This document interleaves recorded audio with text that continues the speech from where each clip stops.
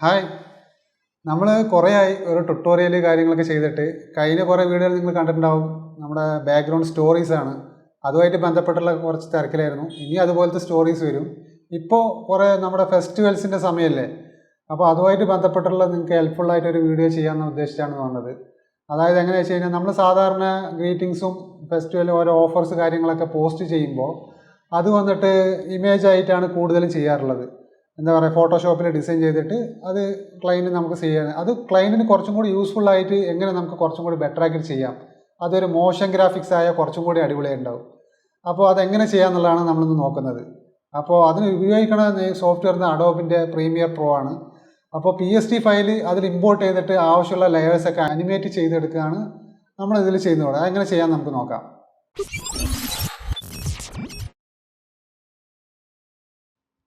ഇതാണ് ഞാൻ ഒരു സോഷ്യൽ മീഡിയ പോസ്റ്റ്, അതായത് ഫേസ്ബുക്ക് സ്റ്റോറിയാണ് തോന്നുന്നു.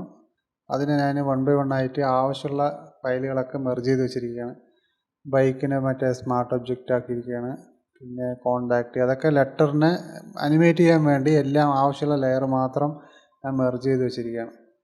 അല്ല, ടെക്സ്റ്റുകളൊക്കെ സെപ്പറേറ്റ് ആക്കിയിട്ടുണ്ടായിരുന്നു. ഒക്കെ ഞാൻ പ്രീമിയറിൽ ഇമ്പോർട്ട് ചെയ്യേണ്ട ആവശ്യം മാത്രം മെർജ് ചെയ്തിരിക്കുകയാണ്. അതിനെ ജസ്റ്റ് സേവ് ചെയ്യുക, ആ PSD ഫയൽ. പ്രീമിയറിൽ പോയിട്ട് പ്രൊജക്റ്റിൽ പോയാൽ ജസ്റ്റ് ഒരു പേര് കൊടുക്കുക.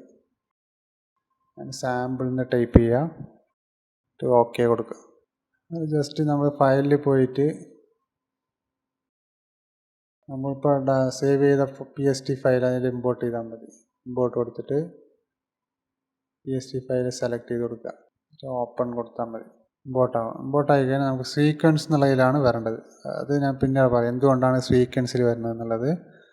ഓക്കെ കൊടുക്കുക, ഫയൽ ഇമ്പോർട്ടാകും. നമ്മുടെ പ്രീമിയറിൽ പ്രൊജക്റ്റിൽ നടക്കുന്ന ഫോൾഡർ കണ്ടില്ലേ, അതിൽ ഓപ്പൺ ചെയ്ത് കഴിഞ്ഞാൽ അതിന് സീക്വൻസിന് താഴെ ഉണ്ടാകും, ഡബിൾ ക്ലിക്ക് ചെയ്യുക.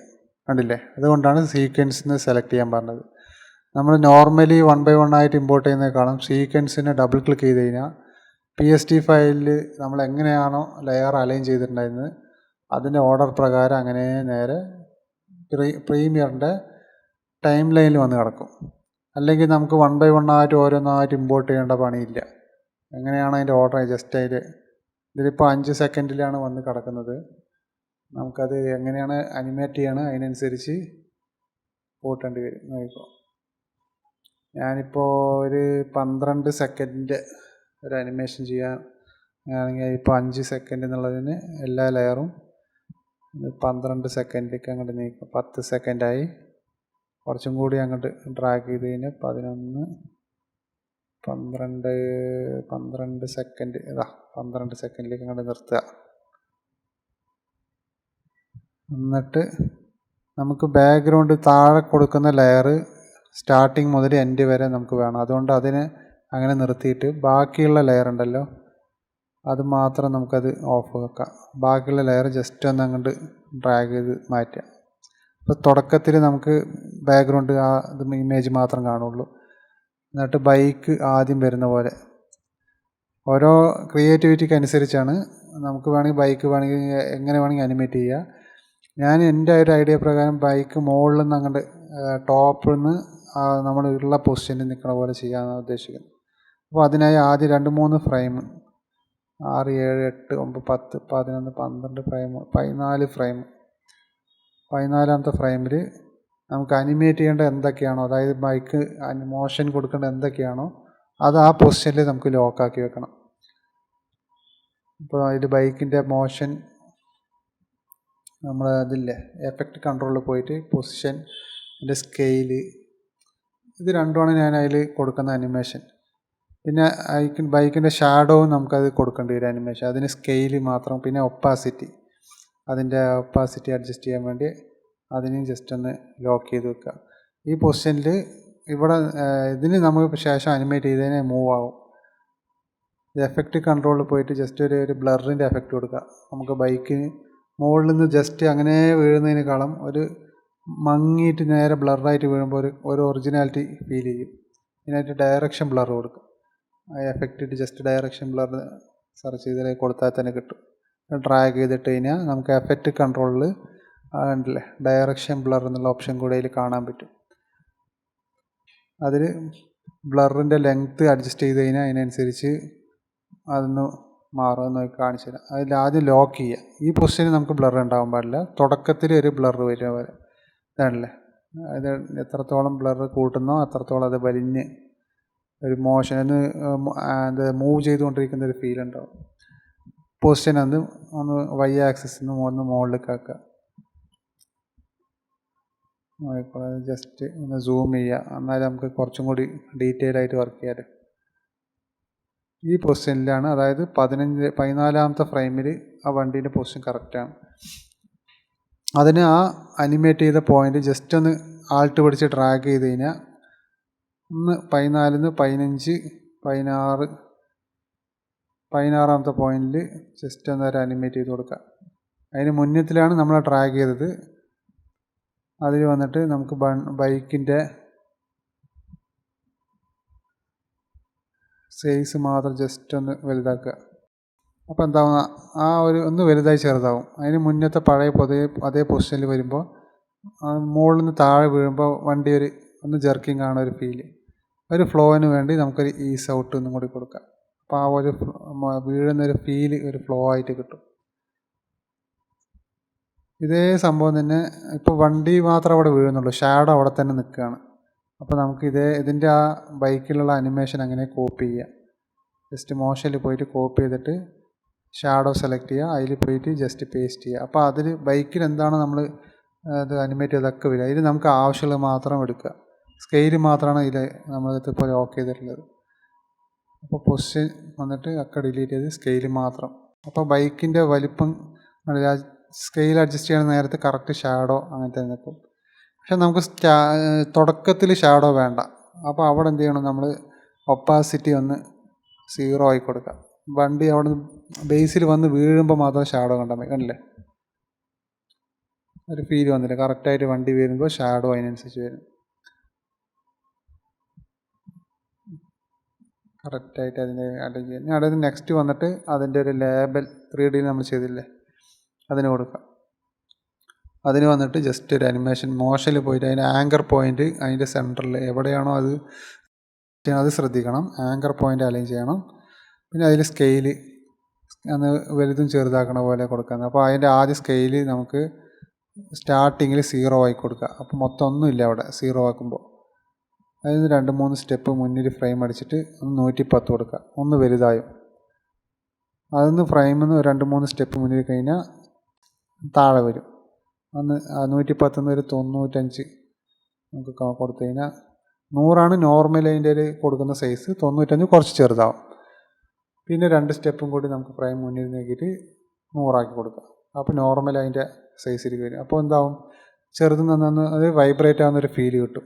ചെറിയ ഫ്രെയിമിൽ 1-2 ഫ്രെയിമിൻ്റെ ഡിസ്റ്റൻസിലാണ് അത് അനിമേഷൻ കൊടുക്കുക.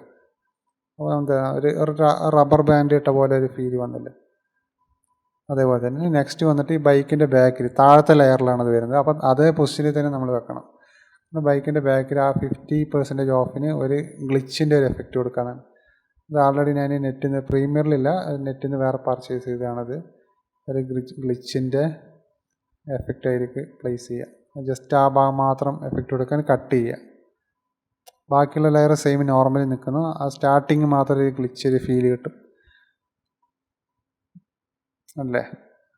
50% ഓഫ് എന്നുള്ളത് അവിടെ ഗ്ലിച്ച്. നെക്സ്റ്റ് വന്നിട്ട് നമുക്ക് എന്താ പറയുക, social media post zoom out ചെയ്ത് നോക്കാം. സർവീസസ് ശരിയാണ്. സർവീസസിനും സെയിം നമ്മളാ ഇപ്പോൾ കൊടുക്കുന്ന വലുതും ചെറുതാകുന്ന അതേ എഫക്റ്റ് തന്നെ കൊടുക്കുക. അതിന് മുമ്പായിട്ട് നമുക്ക് മോഷൻ്റെ അതിൻ്റെ സെലക്ട് ചെയ്തിട്ട് ആങ്കർ പോയിൻ്റ് സെൻറ്ററിൽ വരണം. ആങ്കർ പോയിൻ്റ് അങ്ങോട്ട് വന്നു കഴിഞ്ഞാൽ നമ്മുടെ അതുമായിട്ട് കണക്റ്റ് ആയിട്ടായിരിക്കും അത് വലുതും ചെറുതാകുന്നത്. ഇവിടെ വരുമ്പോൾ നമ്മൾ ആങ്കർ പോയിൻ്റ് ആ പൊസിഷനിലേക്കായിരിക്കും വരുന്നത്. നിങ്ങൾ ഫോട്ടോഷോപ്പ് വർക്ക് ചെയ്യണവർക്കാണെങ്കിൽ അറിയാൻ പറ്റും.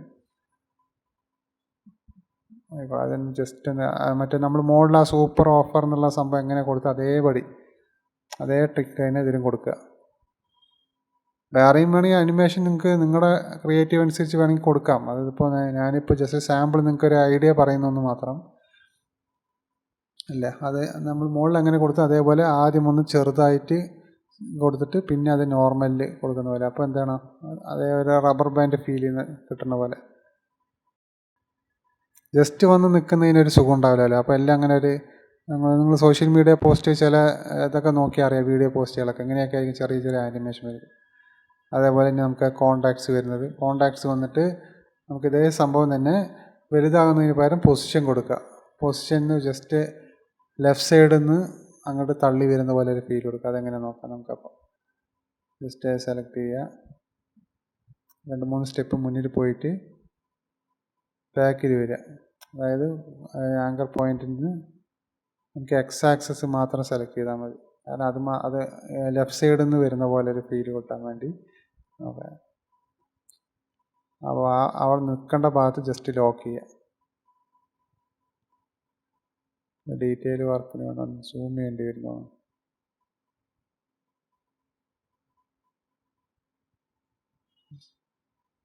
സോറി, വൈ ആക്സസ് അല്ല, എക്സ് ആക്സസ്.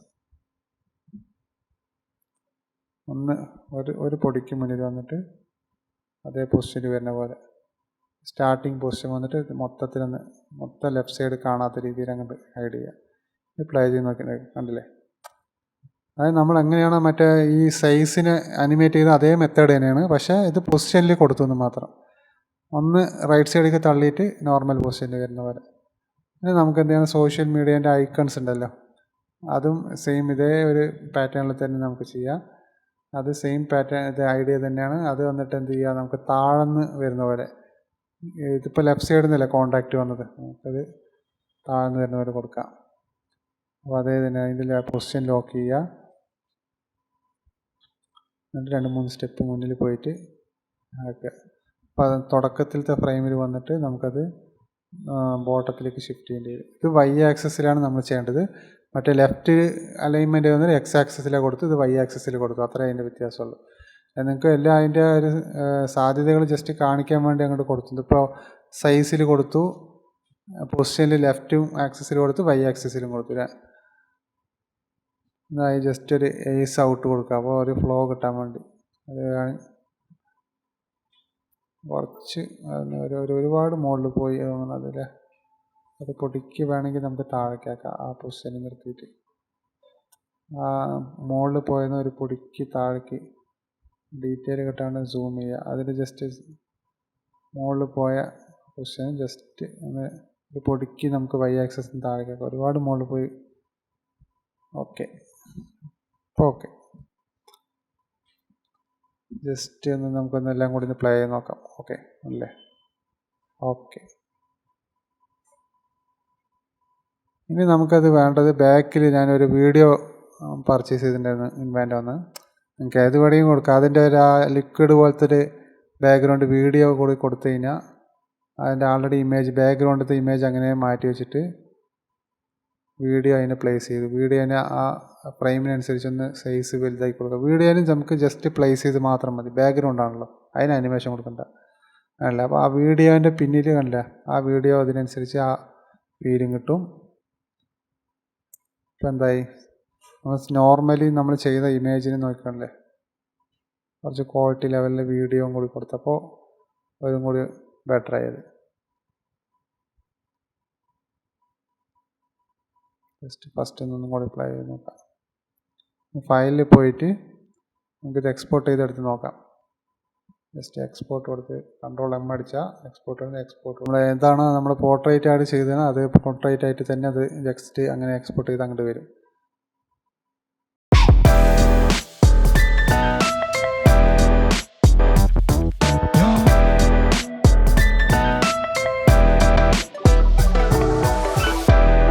അടിപൊളിയായിട്ടില്ലേ?